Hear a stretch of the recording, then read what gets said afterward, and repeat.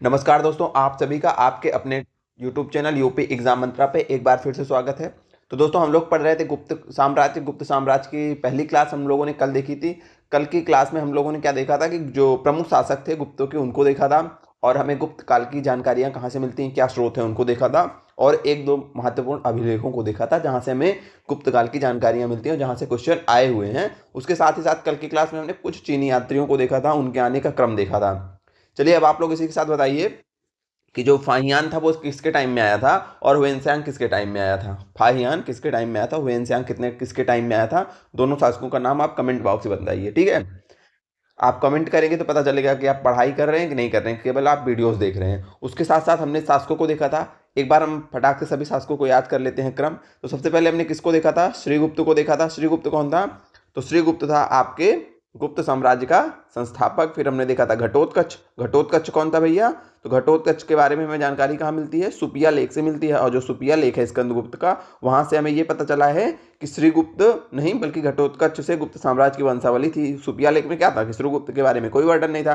फिर हमने देखा चंद्रगुप्त प्रथम को। चंद्रगुप्त प्रथम कौन थे, तो चंद्रगुप्त प्रथम थे आपके गुप्त साम्राज्य के वास्तविक संस्थापक, इनको बोला जाता है, ठीक है। इन्होंने शादी की थी लिच्छवी राजकुमारी कुमारा देवी से, ठीक है। फिर इनसे जन्म हुआ था एक लोगों का, उनका नाम था समुद्रगुप्त का। समुद्रगुप्त को भारत का नेपोलियन कहा जाता है। इनके एक दरबारी कवि थे हरिसेन, जिन्होंने क्या लिखी थी, प्रयाग प्रशस्ति लिखी थी। प्रयाग प्रशस्ति के शैली में थी, तो प्रयाग प्रशस्ति चंपू शैली में थी, ठीक है।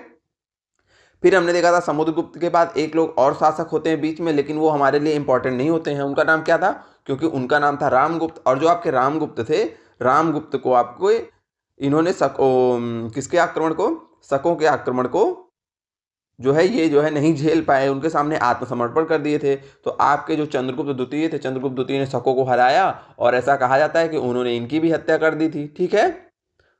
चलिए फिर इनके बाद कौन आते हैं, चंद्रगुप्त।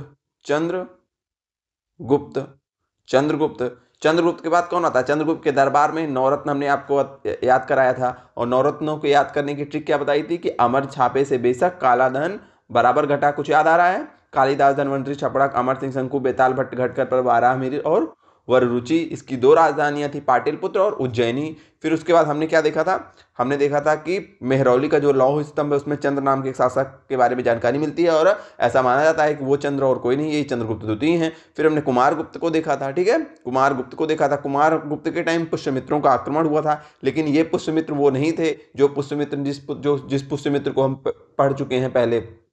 मौर्य वंश के अंतिम शासक को पुष्यमित्र ने मारा था ना, ये वो पुष्यमित्र नहीं थे, बल्कि यह एक पुष्यमित्र नाम की एक जनजाति थी। और देखा था कि इसी कुमारगुप्त ने नालंदा विश्वविद्यालय का निर्माण करवाया था, ठीक है। फिर हमने देखा था स्कंदगुप्त। स्कंदगुप्त के बारे में हमने क्या देखा था कि स्कंदगुप्त के टाइम में हूणों का प्रथम आक्रमण हुआ था, ठीक है। हूणों का क्या हुआ था, प्रथम आक्रमण हुआ था, ठीक है। स्कंदगुप्त के बारे में पॉइंट और देखा था कि सुदर्शन झील का इन्होंने क्या कराया था, जीर्णोद्धार करवाया था। फिर हम देखते हैं भानुगुप्त को, एक शासक था भानुगुप्त के एक एरण अभिलेख मिलता है जिससे कि सती प्रथा के बारे में जानकारी मिलती है। फिर हम देखते हैं कि एक लोग थे विष्णुगुप्त, और ये माना जाता है कि गुप्त वंश के अंतिम क्या थे, शासक थे। तो देखिए हमने आपका फटाक से रिवीजन करा दिया, बहुत स्पीड में रिवीजन आप लोग करते चलिए। अब हो गया रिवीजन। कल की क्लास में ये सारी चीज़ों को हम लोग देख चुके थे। आज की क्लास में हम क्या देखेंगे, आज की क्लास में हम देखेंगे गुप्तकालीन प्रशासन। आज की क्लास हम बेसिकली पीपीटी पे ही पढ़ेंगे, क्योंकि गुप्तकालीन जो प्रशासन है, किसी भी टाइम का जो प्रशासन होता है, प्रशासन में ज़्यादातर हमें जो होते हैं फैक्ट्स याद करने होते हैं, जो समझने वाले पॉइंट्स होंगे वो आपको समझा देंगे। तो चलिए अब आज की क्लास शुरू करते हैं बिना टाइम वेस्ट किए हुए।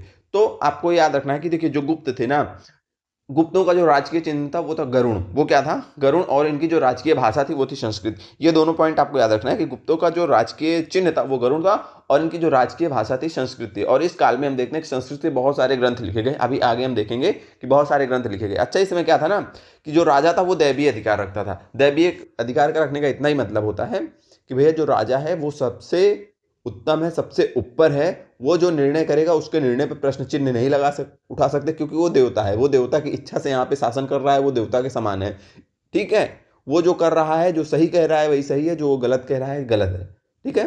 कुल मिला के उसको मतलब देवता के समान माना जाता है। वही हो गया राजा का दैवीय अधिकार, ठीक है। तो इस समय राजा के पास दैवीय अधिकार था। और आपको याद रखना है कि जो देखो, जब हमने मौर्य काल पढ़ा था तो वहां हमने देखा था कि जो साम्राज्य था वो कैसा था, वो केंद्रीयकरण था, वो केंद्रीकृत प्रशासन था। केंद्रीकृत प्रशासन कहाँ था, मौर्य साम्राज्य में। केंद्रीकृत प्रशासन का मतलब होता है एकदम नॉर्मल भाषा में आप लोग समझिए, जैसे एक लोगों के पास जब ज़्यादा शक्ति होगी, एक शासक जो राजा होगा जब उसके पास संपूर्ण शक्तियाँ होंगी तो वो बोला जाएगा केंद्रीकृत, मतलब एक जगह शक्तियों का केंद्रण है, जो राजा चाहेगा वही होगा। में सबसे मोस्ट पावरफुल कौन होगा? राजा होगा, किंग होगा, तो वो केंद्रीकृत प्रशासन होता है। और जहाँ पे ये होगा कि राजा के साथ शक्तियाँ और लोगों के पास भी हैं, थोड़ी थोड़ी थोड़ी थोड़ी, ठीक है। अब वो कितनी मात्रा में होती है वो डिपेंड करता है कि और लोग शक्तियों को शेयर करते हैं, तो वो होती है जो है आपकी कौन सी व्यवस्था? यहाँ पे जो है हम कहते हैं कि ये कम केंद्रीकृत है, तो केंद्रीकृत नहीं है। जैसे इनके पास जितना, ये है राजा, ये जो और लोग हैं इनके पास जितना बढ़ता है, जितनी बढ़ती जाएगी शक्ति तो इसके पास से कम होती जाएगी, तो ठीक है। तो अब यहाँ पे देखते हैं, अब यहाँ क्या हो रहा है, यहाँ पे शक्तियों का केंद्रीकरण कम हो रहा है। जैसे इन लोगों के पास जो बाहर बैठे हैं, ठीक है, अन्य लोगों के पास जब शक्तियाँ बढ़ती हैं तो राजा की शक्तियाँ कम होती हैं, तो जब राजा की शक्ति कम होगी तो अन्य लोगों के पास बढ़ेगी, अन्य लोगों के पास बढ़ेगी तो राजा की शक्ति कम हो रही है। इसका मतलब कि केंद्रीकरण की जो है प्रशासन, केंद्रीकृत प्रशासन है वो, अब उसमें जो केंद्रीकरण शक्ति है वो कम हो रही है, ठीक है। केंद्रीकृत शक्ति जो है कम हो रही है, कई लोगों के पास शक्तियां जो है बढ़ रही हैं, ठीक है। चलिए, तो जो गुप्त मौर्य में हमने देखा केंद्रीकृत था, लेकिन गुप्त में हम क्या देखते हैं ना कि क्या प्रशासन जो है केंद्रीकृत, जो केंद्रीकरण की प्रवृत्ति थी, केंद्रीकरण की प्रवृत्ति थी, ये कम होती है। क्यों कम होती है? क्योंकि हमने पढ़ा था कि इस समय में, हमने लास्ट वाली क्लास में देखा था कि सामंतों के टाइम में ही जो है, सॉरी, सातवाहनों के टाइम में सामंती व्यवस्था की शुरुआत हो जाती है, ठीक है। तो इस समय भी जो वो सामंती व्यवस्था थी ना, तो गुप्त काल में भी जो सामंती व्यवस्था थी उसका साक्ष्य मिलता है। सामंती व्यवस्था हमने बताया था कि राजा के नीचे, जैसे मान लीजिए राजा का साम्राज्य है, तो इस साम्राज्य में कई सारे इनके सामंत इनके अंडर होंगे, जो कई मामलों में निर्णय लेने के लिए, जैसे ये राजा है इसके अंडर में कई सारे सामंत हैं, ठीक है। तो ये कई जगहों पे ये जो सामंत हैं ये क्या करेंगे कि कई जगहों पे जो है अपना कार्य करने के लिए स्वतंत्र होंगे कई मामलों में, और कुछ मामलों में राजा से सलाह लेके काम करेंगे। तो देखिए अभी कुछ मामलों में स्वतंत्र है, मतलब कुछ शक्तियां ये अपने पास स्वतंत्र रूप से शेयर कर रहे हैं ना। अच्छा, इसका एक उदाहरण आपको बताएं, हम लोगों ने कल की क्लास में देखा था, देखे थे कि हम लोग नहीं देखे थे। एक सेकेंड, ये देखिए, यहाँ से समझते हैं। देखिए, जब ये आपका समुद्रगुप्त दक्षिण के राज्यों को जीत रहा था तो क्या नीति अपनाया था? ग्रहण, मोक्ष और अनुग्रह। मोक्ष में हमने देखा था कि शर्तानुसार जो है, शर्तानुसार समुद्रगुप्त शासक को वापस कर देता था कि भैया तुम शासन करो लेकिन हमारी शर्तें होंगी। देखिए, अब यहाँ शासक तो वो दक्षिण का जो राजा है वही करेगा, लेकिन कैसे करेगा? इनके समुद्रगुप्त के निर्देशों के अनुसार। तो देखिए, शक्ति जो है ऐसा नहीं है केवल पूरी समुद्रगुप्त के पास है, नहीं ना, दूसरे लोगों के पास भी है। तो वही हम देखते हैं, इसे ऐसे ही समझिए सामंती व्यवस्था, कि इनके अंडर में कुछ लोग हो जाते थे जो सामंत टाइप के जो सामंत होते थे, मतलब वो भी पावर होल्ड करते थे, ठीक है, कुछ मामलों में, बाकी वो राजा के ही अधीन होते थे। तो हम क्या देखते हैं कि गुप्त काल में भी सामंती व्यवस्था थी और मौर्यों के समान केंद्रीकृत प्रशासन नहीं था। हालांकि है जो है किंग का ही टाइम, तो केंद्रीकरण तो रहेगा ही, राजा बहुत सारी शक्तियों को अपने पास रखेगा, लेकिन उतना केंद्रीकृत नहीं था जितना कि मौर्यों का टाइम था। तो यहाँ पे आपको 3 पॉइंट्स याद रखने हैं कि भैया इनका राजकीय चिन्ह क्या था? गरुड़ था। भाषा संस्कृत थी। राजा दैवीयत क्या रखता था? मौर्यों के समान प्रशासन केंद्रीकृत नहीं था, लेकिन बाद में सामंती व्यवस्था का विकास हुआ।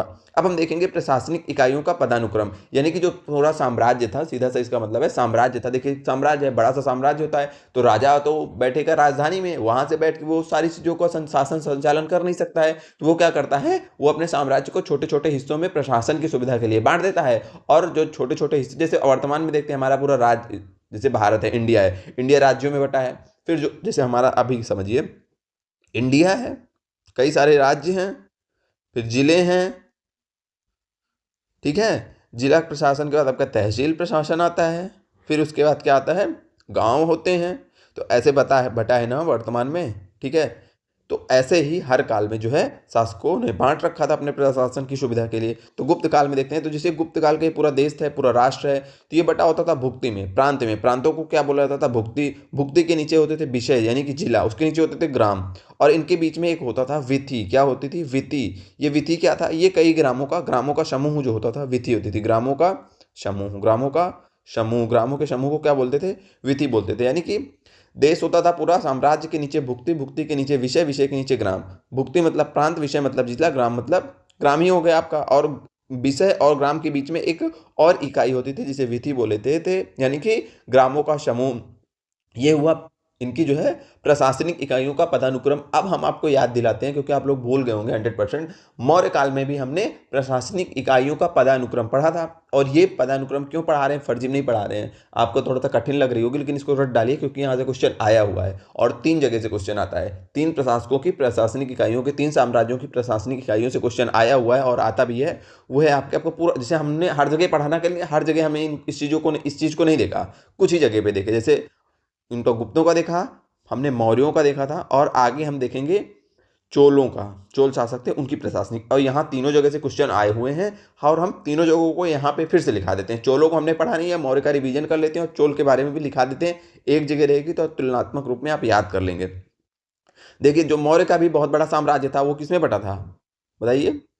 वो बटा था प्रांत में, चक्र में। चक्र मतलब प्रांत, उनके प्रांतों को चक्र बोलते थे। जैसे इनके प्रांतों को भुक्ति बोल रहे हैं, उनके प्रांतों को चक्र बोला जाता था। फिर चक्र होता था, चक्र के नीचे विषय होते थे। विषय दोनों जगह समान है, विषय होते थे। विषय के नीचे वहाँ पे भी ग्राम होता था, लेकिन विषय और ग्राम के बीच में भी एक इकाई होती थी जिसको गोप बोला जाता था। जैसे यहाँ विधि बोला जा रहा है, वैसे वहाँ गोप बोला जाता था। गोप क्या होता था? ग्रामों का समूह होता था। तो मौर्य में क्या होता था? मौर्य साम्राज्य चक्रों में विभाजित होता था, चक्र विषय में, विषय ग्राम में। यहाँ पे भुक्त के नीचे विषय, विषय के नीचे ग्राम, या फिर भुक्त के नीचे विषय, विषय के नीचे विधि, विधि के नीचे ग्राम। चक्र, विषय, गोप और ग्राम, ये हो गया मौर्यों का। ठीक है, अब हम किसका देखते हैं? अब हम देखते हैं चोलों का। अब हम किसका देखेंगे? अब हम देखेंगे चोलों का। चोलों को आप पढ़े नहीं हैं तो बिल्कुल नया लगेगा। तो जैसे चोल का पूरा साम्राज्य मंडलों में विभाजित होता था, इसे बोलते थे मंडलम। मंडलम के नीचे होता था कोट्टम, मंडलम के नीचे होता था कोट्टम, कोट्टम के नीचे होता था नाडु, नाडु के नीचे होता था कुर्रम। ऐसे समझिए, जो ग्राम है ये कुर्रम है, गोप जो है वो नाडु है, जो विषय है वो कोट्टम है, चक्र जो है वो मंडलम है। तो हमने तीनों को देख लिया ना। हमने गुप्त को देखा, गुप्त की जो प्रशासनिक इकाइयां थी, जो साम्राज्य था कैसे प्रशासनिक इकाइयों में बटा था। तो भुक्ति, भुक्ति के नीचे विषय, विषय के नीचे विधि, विधि के नीचे ग्राम। मौर्य में चक्र, विषय, गोप और ग्राम, मंडलम, कोट्टम, नाडु और कुर्रम, ये चोलों का था। हमने तीनों को इसलिए यहाँ पे लिखवा दिया कि आप लोग याद करिए, 4-5 बार 10 बार पढ़िएगा, याद हो जाएगा। आज हम आपको एक चीज़ और बता दे रहे हैं, आप लोग चाहे जितने ट्रिक्स से याद कर लीजिए, जैसे हम भी जहाँ पॉसिबल होता है ट्रिक्स को बताते हैं, हर जगह ट्रिक्स बता देंगे तो ट्रिक्स में भी आप कंफ्यूज हो जाएंगे। ठीक है, जितनी ट्रिक्स को याद कर लीजिए, जितनी बार क्लासेस को देख लीजिए, आपको लगेगा कि हमें याद हो गया, लेकिन आप दूसरे तीसरे दिन भूल जाएंगे। ये बहुत बड़ी सत्यता है। आप चीज़ों को भूलेंगे, चीज़ों को भूलेंगे, चाहे जो भी हो, आप चीज़ों को भूलेंगे, आप में से सब भूलेंगे। ठीक है, तो चीज़ों को कैसे ना भूलें? तो चीज़ों को ना भूलने का एक तरीका होता है रिवीजन। क्या होता है? रिवीजन। आप रिवीजन करिए, एक बार नहीं, कम से कम 10 से 20 बार।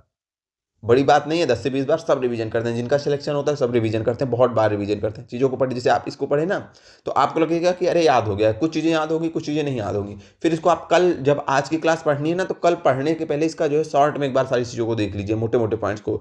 आज का टॉपिक पढ़ने से पहले कल की क्लास का रिवीजन करिए। ठीक है, और जैसे आज का भी जब टॉपिक पढ़िए, तो जब पूरा आपका कंप्लीट हो जाए टॉपिक, जैसे अभी हमने पढ़ाया, पढ़ाने के तुरंत बाद आप एक शॉर्ट रिवीजन करिए, जो जो मोटे मोटे पॉइंट्स हैं उनको देखिए। फिर कल बैठने से पहले उन टॉपिक्स को रिवाइज कर लीजिए, फिर अब छोड़ दीजिए। फिर अब दूसरे तीसरे दिन आप क्या करिए, जैसे हफ्ते में एक दिन फ्राइडे तक पढ़ाई की, सैटरडे को क्या करिए कि पूरा जो हफ्ते में पूरा पढ़े हैं ना, उसका एक बार शॉर्ट रिवीजन करिए।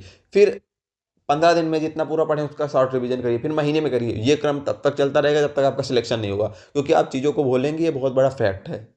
आपको इससे इरिटेट नहीं होना कि हम भूल जा रहे हैं यार, पढ़ते हैं सब भूल जाते हैं। सब लोग पढ़ते हैं और सब लोग भूलते हैं, ये एक बहुत ही कॉमन चीज़ है। आप ह्यूमन है तो आप चीज़ों को भूलेंगे, आपको भूलने के लिए बनाया गया है। सारी चीज़ें आपको याद रहेंगी ना तो आप हो जाएंगे पागल। चलिए अब बढ़ते हैं आगे। हमने क्या देखा? हमने गुप्त काल के प्रशासन को देख लिया, प्रशासन में जो भी इंपॉर्टेंट चीज़ें थी उसको हमने देख लिया। ठीक है, क्या देखा? हमने देखा कि राजकीय चिन्ह देखा, भाषा देखी, राजा का अधिकार देखा, केंद्रीकृत प्रशासन था। यही जितनी पॉइंट्स लिखवाएं, यही इतने पॉइंट्स याद रखने हैं आपको, बाकी की कुछ चीज़ें नहीं याद रखनी। अब हम चलते हैं गुप्तकालीन समाज में।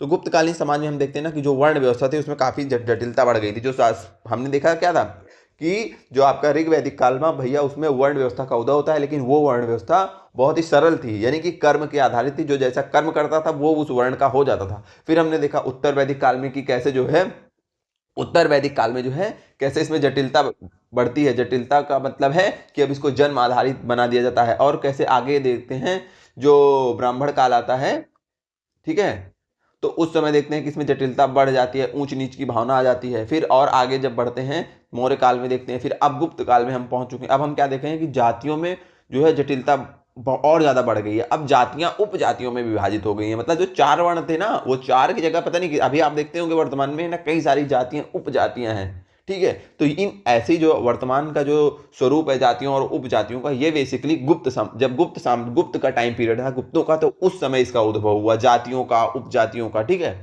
अब आपको जैसे एक आध जातियों का नाम याद रखना है जहां जहां से क्वेश्चन आया हुआ है। जैसे ये पूछा हुआ है कि कायस्थ जाति का प्रथम वर्णन कहां पे मिलता है, कायस्थ जाति का प्रथम वर्णन, तो आपको याद रखना है कायस्थ जाति का प्रथम वर्णन गुप्त समाज में मिलता है सबसे पहले। जब गुप्त पीरियड होता है, गुप्त पीरियड में सबसे पहले कायस्थ जाति का प्रथम वर्णन मिलता है। हमने बताया कि वर्ण व्यवस्था में जटिलता बढ़ गई क्योंकि अब उपजातियों का उदय हुआ, जाति जाति के अंदर भी जातियां। ऐसा कब शुरू हुआ? ऐसा गुप्त समाज में। अछूतों की जो है स्थिति बहुत ही निम्न हो गई, स्त्रियों की स्थिति में गिरावट हुई। ठीक है। अच्छा, आप लोग देखिए कि मौर्य काल में हमने बताया था कि ऋग वैदिक काल में तो स्त्रियों की स्थिति बहुत अच्छी थी ऋग वैदिक काल में। ठीक है। उसके बाद हमने मौर्य काल में बताया था कि मौर्य काल में भी स्त्रियों की स्थिति हालांकि उतनी अच्छी नहीं थी जितनी कि ऋग वैदिक काल में थी, लेकिन काफी अच्छी स्थिति स्त्रियों की ऋग वैदिक काल में थी। उनको कई सारे अधिकार प्राप्त थे। हमने देखा था लास्ट क्लास में जब हम मौर्यों को पढ़ रहे थे।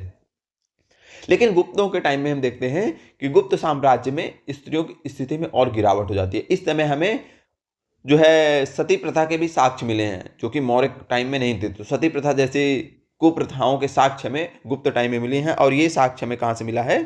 ये हमें साक्ष्य मिला है एरण अभिलेख में। कहाँ से? एरण अभिलेख में, जो 1510 ईस्वी का एरण अभिलेख है। और ये किससे संबंधित था? तो हमने क्या बताया था कि भानुगुप्त के टाइम में भानुगुप्त का एरण अभिलेख, भानुगुप्त, जब हम भानुगुप्त के बारे में एक पॉइंट ही देखे थे, वो भी नहीं याद होगा आप लोगों को।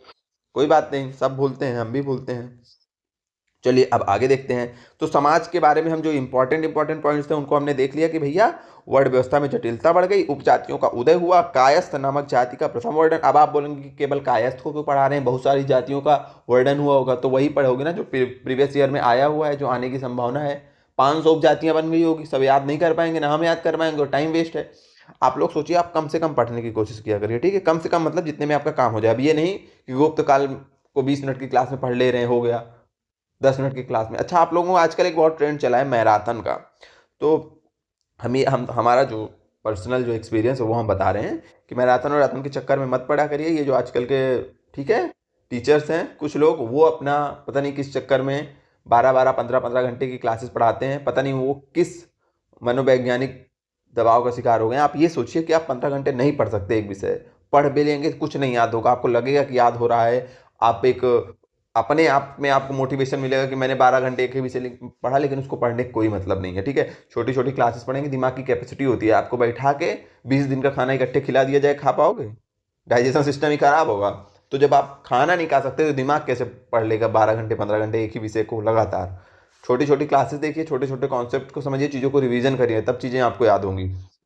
ठीक है, चलिए अब आगे बढ़ रहे हैं। अब हम देखेंगे गुप्त की अर्थव्यवस्था को, गुप्तों की अर्थव्यवस्था को देखेंगे। समाज देख लिए, प्रशासन देख लिया, अब हम देखेंगे अर्थव्यवस्था। तो अर्थव्यवस्था का मुख्य आधार क्या थी? इस समय भी कृषि थी। जो टैक्स लगता था वो 1/4 से 1/6 था। ठीक है, 1/4 से 1/6 का के बीच में टैक्स लगता था। व्यापार के लिए श्रेणी व्यवस्था थी। श्रेणी व्यवस्था का मतलब है कि व्यापारियों का जो एक प्रकार के काम करने वाले व्यापारियों का समूह होता है, उसको श्रेणी कहते हैं। श्रेणी के क्या होती थी? व्यापारियों का समूह होती थी। जैसे एक समूह होता था, उसमें एक प्रकार के काम करने वाले जो व्यापारी होते थे वो शामिल होते थे। इसका अध्यक्ष जो होता था, श्रेणियों का जो अध्यक्ष होता था, उसे बोला जाता था ज्येष्ठक। क्या बोला जाता था? ज्येष्ठक। क्या बोला जाता था? ज्येष्ठक। ठीक है।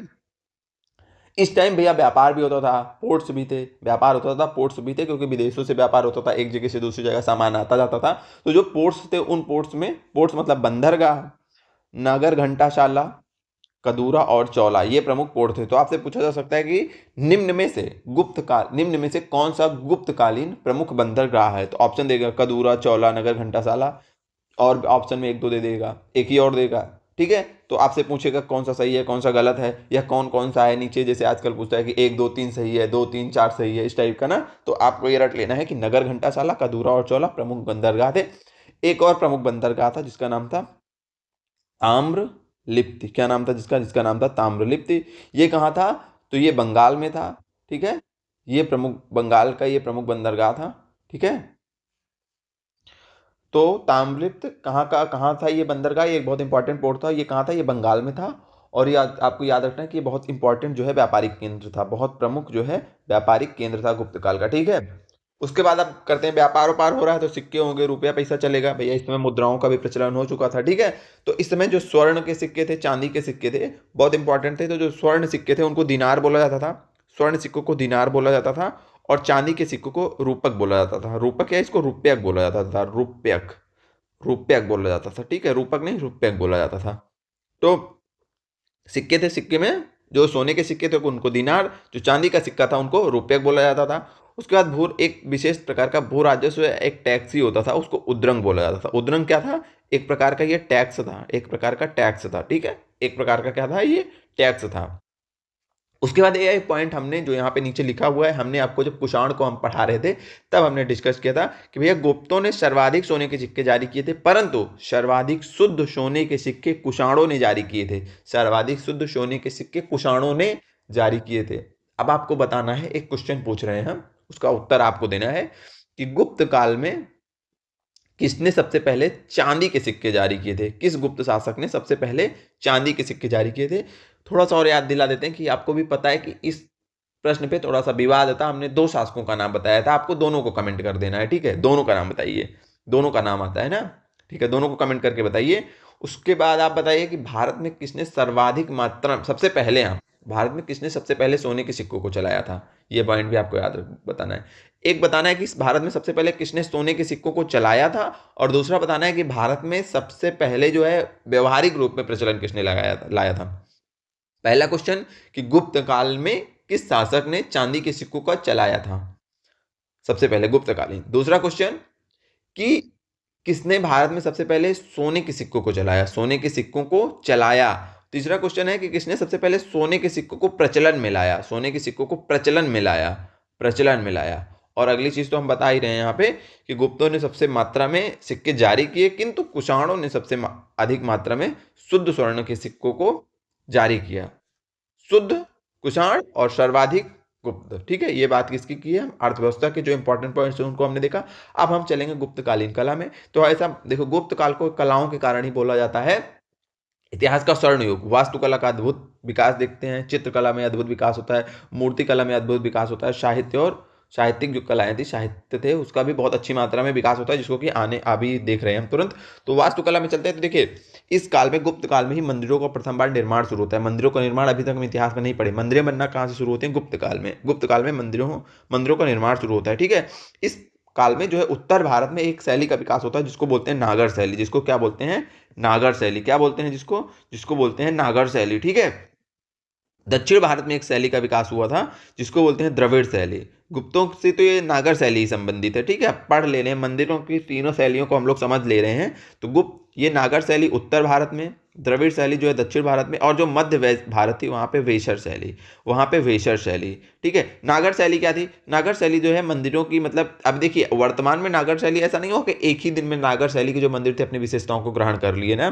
पहले मंदिर बने, पहले चबूतरा बना, उसके ऊपर मूर्ति रखी गई, फिर धीरे धीरे हम देखते हैं कि उसके चारों तरफ दीवार बना दी गई, फिर देखते हैं कि उसके ऊपर गुंबद बना दिया गया, फिर देखते हैं उसके आगे पीछे भी कमरे बना दिए गए। तो कई टाइम पीरियड, कई सौ सालों का ये विकास था नागर शैली का। तो हम उसकी सारी विशेषताओं को जो वर्तमान में है वो हम देखेंगे कि आखिरकार नागर शैली के मंदिरों की विशेषताएं क्या होती हैं। बहुत ज़्यादा आपको याद नहीं रखना है, लेकिन हम आपको फटाक से समझा देते हैं, ठीक है। फटाक से समझा। नागर शैली में जो अभी आपका राम जी का मंदिर बना है अयोध्या में, वो नागर शैली का ही है, ठीक है। चलिए, नागर शैली में ही बना है। तो चलिए हम फटाक से विशेषताएं देखते हैं जो इंपॉर्टेंट है। देखिए, ये जो मंदिर होते थे ना, ये एक ऊंचे चबूतरे पे बने होते थे। चबूतरा होता था, उसके ऊपर मंदिर होता था। इसके ऊपर एक गर्भगृह होता था, ठीक है। गर्भगृह का मतलब जहाँ पे भगवान की मूर्ति रखी जाती थी, ये होता था गर्भगृह। गर्भगृह के ऊपर देखिए ये वक्र रेखीय शिखर बनाया जाता था, वक्र रेखीय शिखर बनाया जाता था, ठीक है। वक्र रेखीय का मतलब ऐसे सीधा नहीं, वक्र रेखा, वक्र रेखा आप लोग पढ़े हो ना, देखिए कर्व्ड है ऐसे ना, कर्व्ड जो है, तो ये वक्र रेखीय शिखर होता था, ठीक है। उसके बाद इसके शीर्ष पर जो ये रखा हुआ है, इसको आमलक बोले जाता था, आमलक बोला जाता था। क्या? आमलक बोला जाता था। क्या बोला जाता था इसको? आमलक। तो ये इतनी हो गई मेन मंदिर की बात, ठीक है। उसके बाद इनको जो है, ये जो आगे बने हैं, इनको मंडप बोला जाता था, मंडप या फिर अर्ध मंडप बोला जाता था। क्या बोला जाता था? मंडप या फिर अर्ध मंडप बोला जाता था, ठीक है। तो ये हो गई जो इनकी इंपॉर्टेंट बातें थी नागर शैली की, हम लोगों ने देख लिया। इससे ज़्यादा आपको याद नहीं रखना है। क्या याद रखना है? कि भैया मंदिर एक चबूतरे पे बने होते थे, उसके बाद इसमें एक गर्भगृह होता था जिसमें जो आराध्य ईश्वर होते थे उनकी मूर्ति रखी जाती थी। इसके ऊपर ये गर्भगृह होता था, गर्भगृह के ऊपर एक वक्राकार शिखर होता था, शिखर के ऊपर एक होता था, आप मंदिरों में देखते ना ऐसे रखा जाता है, उसको बोला जाता है आमलक। उसको क्या बोला जाता है? आमलक। मंदिर के सामने जो स्ट्रक्चर होता था इसको मंडपम या फिर मंडपम बोला जाता था, अर्ध मंडपम। बाद में इनकी संख्या बढ़ती गई, तो इसको जैसे ये महामंडप हो गया, ये मंडप हो गया, ये अर्ध मंडप हो गया, तो ऐसे ऐसे इसको जो है नाम ले लिया जाता था। जैसे इसको महामंडप बोल, जब एक था तो मंडप बोला गया, फिर आगे के कालों में कई सारे बना दिए गए, तो इसको महामंडप बोल दिया गया, इसको मंडप बोल दिया गया, इसको अर्ध मंडप बोल दिया गया, ऐसे ही। ठीक है। उसके बाद ऐसे यहाँ पे देखेंगे तो जब चबूतरे पे बनी है, उतरने के लिए सीढ़ियाँ भी होंगी। तो ये हो गई नागर शैली की विशेषताएं, आप लोग ध्यान दे लीजिएगा। ठीक है। याद क्या करना है अभी हम भी वो भी बता देंगे। अब देखिए द्रविड़ शैली में क्या होता था। द्रविड़ शैली के जो प्रमुख अंग होते थे, ठीक है, पहले द्रविड़ को देखेंगे फिर हम वेशर को देखेंगे, तो वेशर शैली हमें अपने आप याद हो जाएगी। तो द्रविड़ शैली में हमें क्या याद रखना है? देखिए अब जब दोनों की आप थोड़ा सा कंपेयर करवा दे रहे हैं, वही जो आपको याद रखना है। देखिए आपको याद रखना है कि यहाँ पे जो ये मंदिर होते थे ना, इनके चारों तरफ एक बाउंड्री वाल होती थी। क्या होती थी? Boundary wall. ठीक है। चार दीवारी होती थी, लेकिन यहाँ पे कोई बाउंड्री वाल नहीं है। तो आपसे यही पूछा जाएगा कि किन मंदिरों के मतलब जो किस शैली में जो है बाउंड्री वाल होती थी, मंदिरों के चारों तरफ चार दीवारी होती थी, तो द्रविड़ शैली, ऐसा क्वेश्चन पूछेगा। तो यहाँ पे बाउंड्री वाल नहीं है, यहाँ पे ये देखिए ये बाउंड्री वाल बनी हुई है चारों तरफ। बाउंड्री वॉल होगी तो गेट होगा अंदर जाने के लिए। तो जो यहाँ पे एक अच्छा सा गेट बनाया जाता था उसको बोला जाता था तोरण द्वार। तोरण द्वार। तो जब यहाँ बाउंड्री नहीं है तो बताइए यहाँ पे होगा? ठीक है। सॉरी, इसको तोरण द्वार नहीं बोला जाता था। तोरण द्वार तो वो होता था, तोरण होते थे जो बौद्ध स्तूप होते थे वहां पे तोरण द्वार होता था। इसको बोला जाता था गोपुरम। क्या बोला जाता था? गोपुरम। गोपुरम। गोपुरम। तो ये चार दीवारी होती थी, चार दीवारी में एंट्री के लिए गोपुरम होते थे। ये चारों दिशाओं में गोपुरम होते थे। बस आपको अभी इतना याद रखना है कि गोपुरम होता था एंट्री के लिए, जो गेट होता था उसको बोला जाता था गोपुरम। और कई बार ये देखने को मिला है कि ये मंदिर से भी ऊंचा होता था, गोपुरम मंदिर से भी ऊंचा होता था। आपको ये याद रखना है। ठीक है। ये हो गया गोपुरम। ये बताइए इसमें जब चार दीवारी ही नहीं है तो गोपुरम होगा, यानी कि गेट होगा? नहीं होगा। तो ना तो इसमें चार दीवारी है, ना तो नागर शैली में ना तो चार दीवारी है, चार दीवारी नहीं है, गोपुरम नहीं है। यही सब आपको याद रखना है। यही सब पेपर में पूछेगा, किसमें गोपुरम है, किसमें नहीं है, किसमें चार दीवारी है। ज्यादा कुछ है ही नहीं, जो है हम बता दे रहे हैं। अब देखिए शिखर में क्या अंतर है। देखिए इसका शिखर ऐसे कर्व्ड है, वक्र रेखीय, लेकिन इसका शिखर ऐसे बनाया जाता था, ऐसे ऐसे पिरामिड कार में। देखिए ये ऐसे बना, ऐसे ऐसे ऐसे ऐसे ऐसे। तो इसका जो शिखर होता था वो पिरामिड नुमा होता था। कैसा होता था? पिरामिड नुमा होता था। और इस शिखर को विमान बोला जाता था। इसको क्या, इसको शिखर बोला जाता था, लेकिन इसके है शिखर ही पिरामिड नुमा है, लेकिन अब दक्षिण भारत में इसको विमान बोला जाता था। क्या बोला जाता था? विमानन या फिर विमान। यही इतना आपको याद रखना है इन दोनों में। ठीक है। बेसर शैली क्या थी, बस इतना इसके बारे में इतना याद रखना कि नागर और द्रविड़ शैली का मिश्रण थी। कुछ भी ज्यादा नहीं याद करना, ज्यादा परेशान नहीं होना। बेसर शैली नागर द्रविड़ का मिश्रण थी। ठीक है। नागर शैली की विशेषता फटाक से देखते हैं कि ऊंचे चबूतरे पे बने होते थे, ये चबूतरे पे नहीं होते थे। दोनों में अंतर बस जो है ना वही आप समझ लें। यहाँ पे चबूतरा नहीं होता था, चबूतरा नहीं होता था। यहाँ पे होता क्या था? ये बाउंड्री में होते थे, ये बाउंड्री में नहीं होते थे। नागर शैली बाउंड्री में नहीं होती थी। इसमें बाउंड्री के लिए, प्रवेश के लिए गेट होता था जिसको गोपुरम बोला जाता था, लेकिन यहाँ पे गोपुरम नहीं होता था। ठीक है। इनका शिखर वक्र रेखी, इनका शिखर पिरामिड नुमा। इनके शिखर को क्या बोला जाता था? इनके शिखर को बोला जाता था विमानन। विमानन। ये हो गई मंदिर निर्माण की शैलियां। ठीक है। इसी का विकास जो है गुप्त काल में हुआ था नागर शैली का, और पैरेलली जो है साउथ इंडिया में द्रविड़ शैलियों का विकास हुआ था। ठीक है। तो हम देखते हैं कि मंदिर निर्माण शैली का विकास हुआ। ये पॉइंट को समझ लिया। चबूतरे शिखर युक्त मंदिरों का पहला उदाहरण देवगढ़ झांसी का दशावतार मंदिर है। अब शिखर युक्त मंदिर आप पूछेंगे कि आप पहले बिना शिखर के मंदिर बनते थे, तो हाँ, मंदिरों का पहले पहले हमने कैसे बनाया, कैसे बताया कि मंदिरों का विकास कैसे हुआ पता है? सबसे पहले कोई गया होगा, एक चबूतरे पे एक पत्थर को रख के, मतलब मूर्ति को रख के, अपने आराध्य को रख के पूजा की होगी। फिर उसको लगा होगा अरे आराध्य को ऐसे क्यों छोड़ दें, तो कोई और बुद्धिमान आदमी आया होगा, उसके चारों तरफ दीवार बना दिया। ठीक है। वेदी पूरी बन गई। फिर और कोई बुद्धिमान आदमी आया, इसके ऊपर फ्लैट छत डाल दिया। फिर और कोई बुद्धिमान आया आदमी आया, इसके ऊपर ऐसी छत डाल दिया। फिर कोई डेवलपमेंट हम बता रहे हैं, कोई और बुद्धिमान आदमी का मतलब है कि समय के साथ ऐसे डेवलपमेंट होता रहा। फिर इसके सामने भी बना दिया कि स्ट्रक्चर, फिर इसके सामने भी बना दिया, फिर इसको चबूतरे पे बना दिया। तो धीरे धीरे एक क्रमिक रूप में इन विशेषताओं को ग्रहण किया। जैसे पहले घर, ठीक है, जैसे पहले आदमी घर ऐसे झोपड़ी में रहता था, फिर पक्का घर बना, फिर आप डिजाइनर घर बन रहे हैं, ऐसे वैसे पता नहीं कैसे कैसे। तो वैसे ही इनका भी विकास कई हजारों हजारों सालों में हुआ। ठीक है। जो नागर शैली का वर्तमान रूप है। तो लेकिन जो सबसे पहला जो है शिखर युक्त मंदिर देखने को मिलता है वो देवगढ़ का, झांसी का देवगढ़ का दशावतार मंदिर है। ठीक है। अभी हम कुछ प्रमुख मंदिरों के उदाहरणों को देखेंगे, कहाँ कौन से मंदिर हैं वो हम चलिए तुरंत देख ही लेते हैं।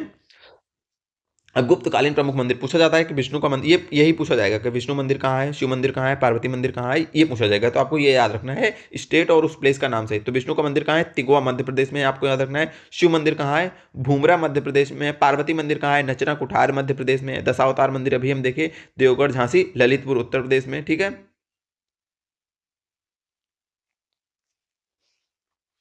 तो अब आप लोग बोलेंगे कि ये जो दशावतार मंदिर है ऊपर आप झांसी बताएं, यहाँ ललितपुर बताएं। तो देखिए जो पहले ललितपुर था वो झांसी का ही पार्ट था, लगभग हमें लगता है 1974 में झांसी से अलग हुआ। तो अभी वर्तमान में ये कहाँ है दशावतार मंदिर देवगढ़ का, तो ये ललितपुर में है। कहाँ है, ललितपुर उत्तर प्रदेश में, ठीक है। ये याद रखना है, समझ गए। वहाँ पे झांसी क्यों लिखा है, तो झांसी मत लिखिए, वर्तमान में ये ललितपुर में ही है, ठीक है। वो नोट्स में कहीं कहीं वैसे लिख, जैसे मतलब वो फ्लो में लिख दिया जाता है ना, जब उसकी खोज हुई तो झांसी में हुई, तो झांसी में वो लिखा था। तो वर्तमान में ये कहाँ है, ललितपुर में है। ईंटों से निर्मित जो प्रथम मंदिर का साक्ष्य मिलता है हमें भीतर गांव में मिलता है। भीतर गांव में ये कहाँ है, ये कानपुर में है। कानपुर कहाँ है, उत्तर प्रदेश में है। एक उसके बाद खो जो है नागौद जो है, खो नागौद में जो है एक और मंदिर मिलता है शिव का मंदिर, ये भी मध्य प्रदेश में है, ठीक है। तो शिव मंदिर खो नागौद में। तो हमें कितने शिव मंदिर मिले, एक शिव मंदिर मध्य प्रदेश में भूमरा में मिला और दूसरा शिव मंदिर खो में मिला मध्य प्रदेश। ये जगह का नाम याद रखना है, हम आपको बता रहे हैं क्योंकि क्वेश्चन यहीं से आया हुआ है। अभी जैसे एक क्वेश्चन हम कल देख रहे थे, आया था कि विष्णु मंदिर के बारे में और पूछा था कि विष्णु मंदिर कहाँ है, उसमें तिंगवा का नाम नहीं था। गुप्तकालीन विष्णु मंदिर कहाँ है, तो उसमें एरण का नाम था। तो आपको याद रखना कि विष्णु मंदिर दो जगह हैं, एक एरण में है, एक तिंगवा में है, और उसे ये गुप्तकालीन है, ठीक है। गुप्तकालीन विष्णु मंदिरों को जो साक्ष्य मिले हैं, उसी प्रकार शिव मंदिर के दो साक्ष्य मिले हैं, एक भूमरा में है और एक खोह नागौद मध्य प्रदेश में है। पार्वती मंदिर नचना कुठार में है। दशावतार मंदिर देवगढ़ ललितपुर में है। ईंटों से निर्मित मंदिर भीतरगांव कानपुर से में प्रथम जो साक्ष्य मिला है इस काल का।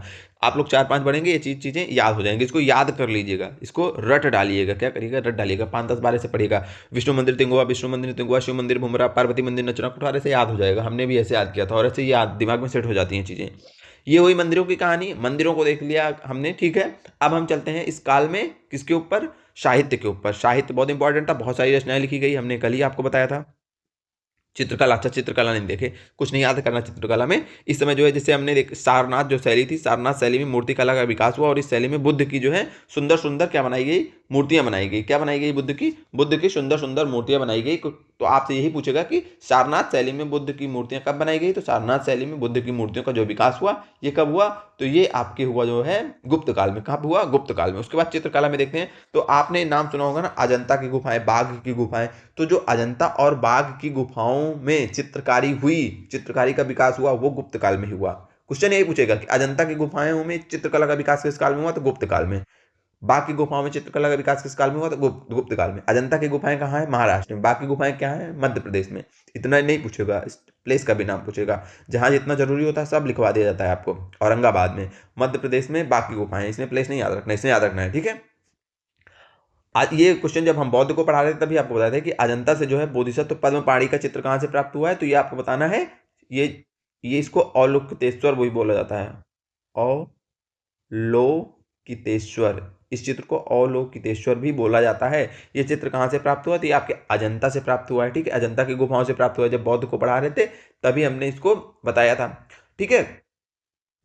अजंता की जो गुफाओं से चित्र प्राप्त हुए, एक पॉइंट और याद रखिए कि ये अधिकांशतः जो चित्र है ना, वो महायान, जो बौद्ध का महायान है, बौद्ध को दो भागों में विभाजित हो गया था ना, हीनयान और महायान। तो जो उसमें से महायान वाली शाखा थी, वहां से अधिकांश जो चित्र थे महायान से संबंधित थे।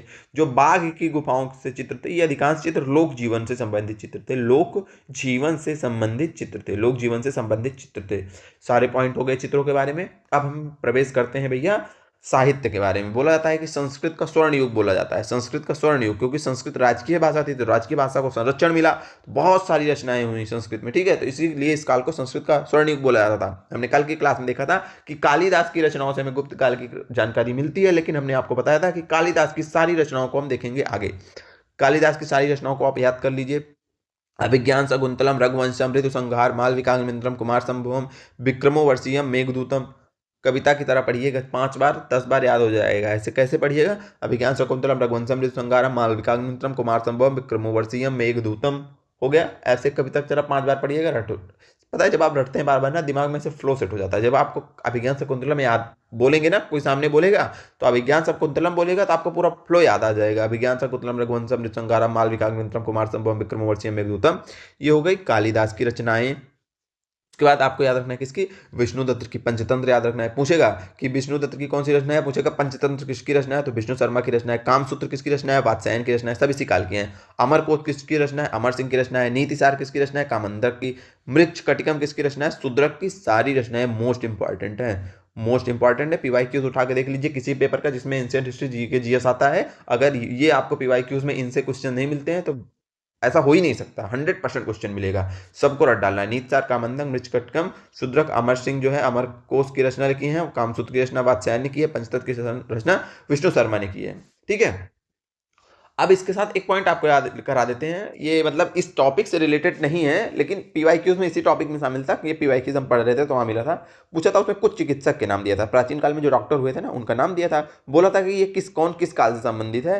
ठीक है, कौन किस काल से संबंधित है, तो आपको हम बता देते हैं, उनका क्रम पूछा था। ठीक है, क्रम में लगाइए कौन किस क्रम में है, तो उसमें से जो है सुश्रुत हैं, सुश्रुत हैं, ये सब चिकित्सक नहीं है, मतलब केवल इनका दिया था, जैसे इसमें कुछ चिकित्सक भी हैं कुछ क्रम भी शायद, तो उसमें ऐसा क्वेश्चन पूछा था कि निम्न में से कौन गुप्तकालीन चिकित्सक है। हाँ, क्वेश्चन ये था कि निम्न में से कौन गुप्तकालीन चिकित्सक है, उनमें इतने लोगों का नाम लिखा था, शौनक, सौमिल्य, सौमिल्य, ठीक है, और कोई एक ऑप्शन था, मान लीजिए छपड़क था, छपड़क। ठीक है, इतने लोगों को नाम दिया, पूछा इसमें कौन गुप्तकालीन है, तो इसमें से पता है गुप्तकालीन चिकित्सक पूछा था, गुप्तकालीन चिकित्सक। तो जो आपके सुश्रुत है ना, ये 600 बीसी, बीसी मतलब ईसा पूर्व के हैं, 600 ईसा पूर्व के हैं। ठीक है, लेकिन गुप्तकाल तो इतना पुराना है नहीं, गुप्तकाल हम देखते हैं कि 240 ईस्वी में, 240 ईस्वी में, 240 ईस्वी सन में जो है गुप्तकाल श्री गुप्त ने स्थापना की थी।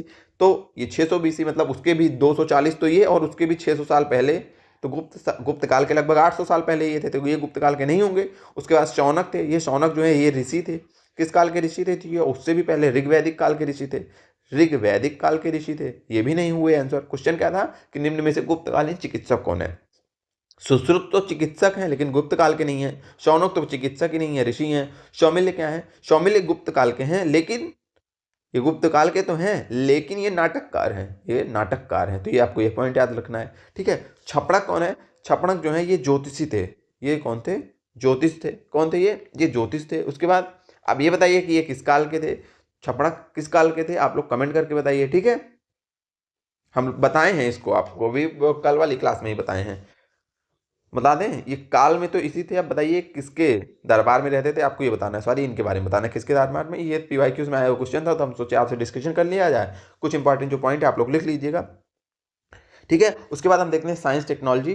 ठीक है, हमने बताया था कि विज्ञान और प्रौद्योगिकी का इस काल में बहुत विकास हुआ था। जैसे एक लोग आपके थे आर्यभट्ट, आर्यभट्ट ने विश्व को शून्य जो जीरो बताया, दशमलव प्रणाली की खोज की, इन्होंने पाई का मान बताया था, और इन्होंने यह सिद्धांत दिया, पीवाईक्यूज में आए हुए मोस्ट इंपॉर्टेंट क्वेश्चन है, कि पृथ्वी सूर्य का चक्कर लगाती है। ये पृथ्वी है ना, ये सूर्य के चारों ओर घूमती है। ये किसने बताया सर्वप्रथम, तो आर्यभट्ट ने बताया। किसने बताया, आर्यभट्ट ने, और इनकी दो प्रमुख रचनाओं को आपको याद रखना है, आर्यभट्टियम और सूर्य सिद्धांत, आर्यभट्टियम और सूर्य सिद्धांत। उसके बाद वाराहमिहिर थे, तो वराहमिहिर जो आपके थे, इनकी जो रचनाएं हैं, ये भी एक खगोल विशेषज्ञ थे, यानी खगोल शास्त्री थे। ठीक है, इनकी जो रचनाएं हैं वो पंच सिद्धांतिका और बृहत संहिता थी। क्या थी, पंच सिद्धांतिका और बृहत संहिता। ठीक है, ब्रह्मगुप्त थे, इनकी जो रचना है वो ब्रह्म सिद्धांत है, ब्रह्म सिद्धांत या ब्रह्म स्फुट सिद्धांत ऐसा करके है, तो ब्रह्म सिद्धांत आप याद रखिए।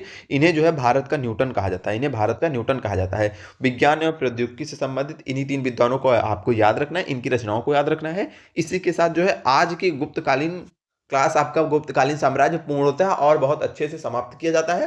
हमने सबसे पहली क्लास में देखा प्रमुख शासकों को, दूसरी क्लास में हमने देखा प्रशासन देखा, गुप्तकालीन धर्म देखा, समाज देखा, गुप्तकालीन कला देखी, साहित्यों को देखा, मंदिरों को देखा, बहुत अच्छे से हमने देखा।